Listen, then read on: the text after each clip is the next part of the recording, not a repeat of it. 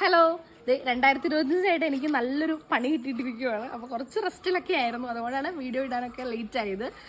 പെരുന്നാൾ ഇടാൻ വേണ്ടി ഞാൻ എൻ്റെ ചാച്ചൻ്റെ വീട്ടിൽ വന്നേക്കുവാണ്. ചാച്ചൻ അത്യാവശ്യം നല്ലൊരു കൃഷിക്കാരനാണ്, നല്ലൊരു കൃഷിക്കാരനാണ്. അപ്പോൾ ചാച്ചൻ്റെ പൂന്തോട്ടത്തിലുള്ള ഒരു ചെറിയൊരു ഫ്രൂട്ടാണ്, പേര് പറയുന്നത് ചെറിയൊരു ഫ്രൂട്ടാണ്, മിറാക്കിൾ ഫ്രൂട്ട് എന്നാണ് ഈ പറയുന്ന പേര്.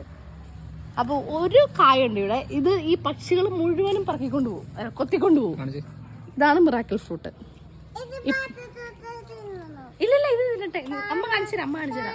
അപ്പൊ ഈ ഫ്രൂട്ടിന് ഒരു പ്രത്യേകതയുണ്ട്. നമ്മുടെ പേര് പോലെ തന്നെ മിറാക്കിൾ, ഒരു അത്ഭുതമുള്ള ഫ്രൂട്ടാണ്.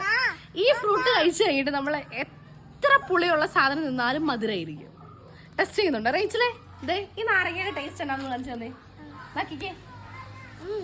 എന്നതാ പുളി പുളി പുളി പുളി. ഓക്കെ, അപ്പൊ അത്രയും പുളിയുള്ളൊരു സാധനം ഞാൻ തിന്നാൻ പോവാണ്. പക്ഷെ അതിന് മുമ്പിലായിട്ട് ഞാൻ ഈ മിറാക്കിൾ ഫ്രൂട്ട് കഴിക്കുന്നുണ്ട്. അത് കഴിഞ്ഞിട്ടാണ് തിന്നാൻ പോണേ.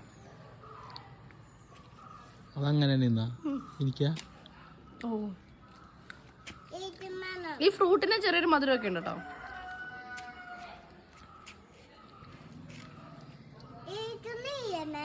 തരാം കേട്ടോ.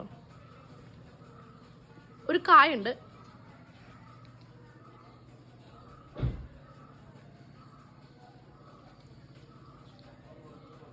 കാലൊക്കെ നമ്മുടെ ആത്തച്ചക്കകത്തുള്ള കാ പോലെ കാത്തുപ്പ് കളയാം.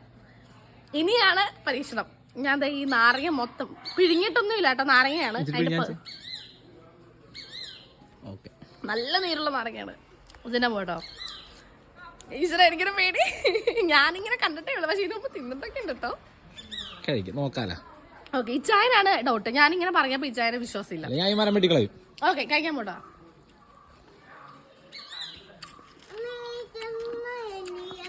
നല്ല മധുരം.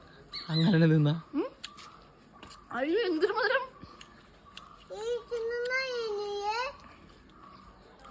നാരങ്ങക്ക് നല്ല മധുരമാടാ. അപ്പൊ മിറാക്കിൾ ഫ്രൂട്ട് ആർക്കൊക്കെ വീട്ടിലുണ്ടെന്ന് കമന്റ് ചെയ്യണേ.